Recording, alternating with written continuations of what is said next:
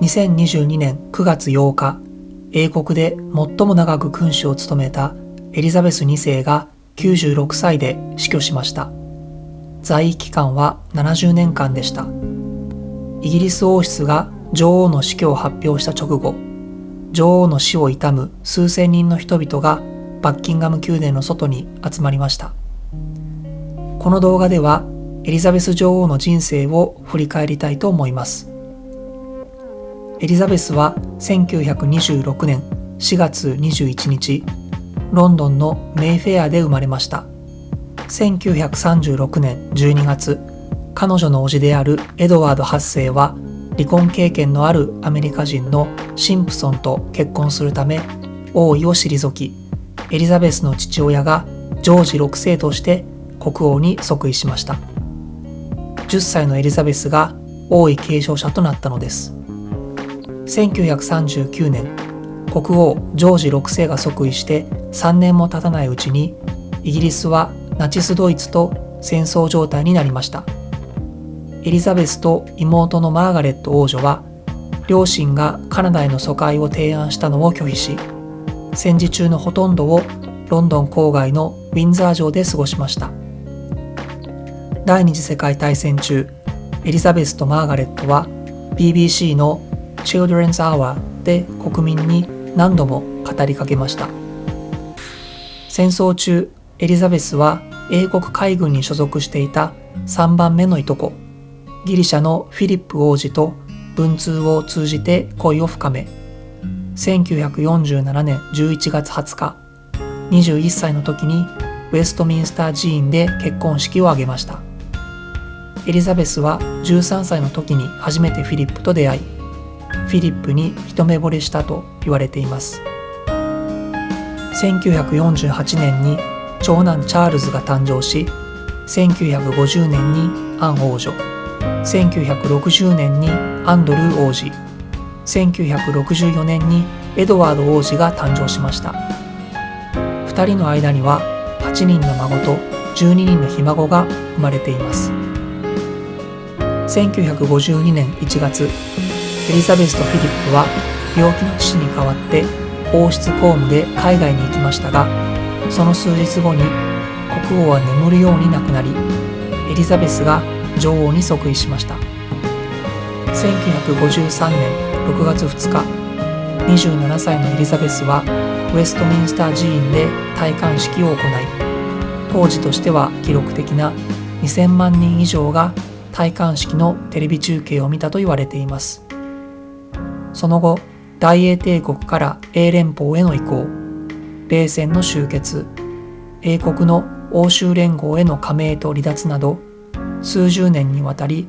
英国が経験する大きな変化に対して、エリザベス女王は常に国民に寄り添いました。1957年、女王はクリスマスの日に国民に向けた最初のテレビ放送を実施。1966年、母国開催のサッカーワールドカップ決勝で西ドイツに4対2で勝利したイングランド代表に女王がトロフィーを贈呈。1969年、ドキュメンタリー番組ロイヤルファミリーが初めて放送。この番組は女王とその家族の公私にわたる1年間をこれまでにない形で視聴者に届けました。1977年、英国は女王の在位25周年を記念するシルバージュビリーを開催。女王は国内を巡り熱狂的な観衆に迎えられました。1981年、エリザベスの長男チャールズはダイアナ・スペンサーと結婚。チャールズとダイアナの間にはウィリアムとハリーという2人の息子が生まれましたが、その後離婚しています。1992年、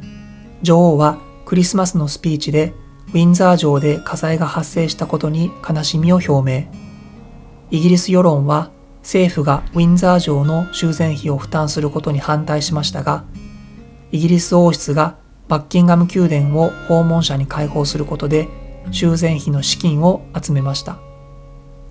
1997年、パリでダイアナ妃が交通事故で亡くなった後、女王は公の場に姿を見せないことで批判にさらされました。その後女王はバッキンガム宮殿の外で追悼の意を表明し、国民に向けて生放送を行いました。2000年、エリザベス女王の母親の100歳誕生日を祝うイベントが開催され、娘のマーガレット王女、エリザベス女王も参列しました。2002年、エリザベス女王は妹のマーガレット王女と母であるクイーンマザーをわずか7週間違いで亡くすという辛い事態に直面しました。その夏、女王は在位50周年にあたるゴールデンジュビリーを迎え、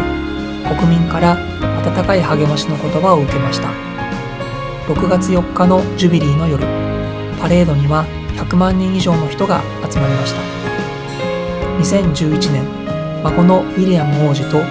キャサリン・ミドルトンの結婚式が行われ、エリザベス女王の晩年で最も幸せな出来事の一つとなりました。2015年9月9日午後5時30分、エリザベス女王の在位期間が23,226日16時間30分となり、ビクトリア女王の在位期間を上回りました。この日、女王はスコットランドで新しい鉄道の開通式に参列しています。2016年4月21日に90歳を迎えたエリザベス女王は、6月の公式誕生日祝いに他のロイヤルファミリーのメンバーと共に参加しました。2021年、結婚後60年以上にわたってエリザベス2世を支えたフィリップ王子が4月9日に99歳で死去。コロナ時の葬儀だったため、女王は一人で教会の椅子に腰掛け、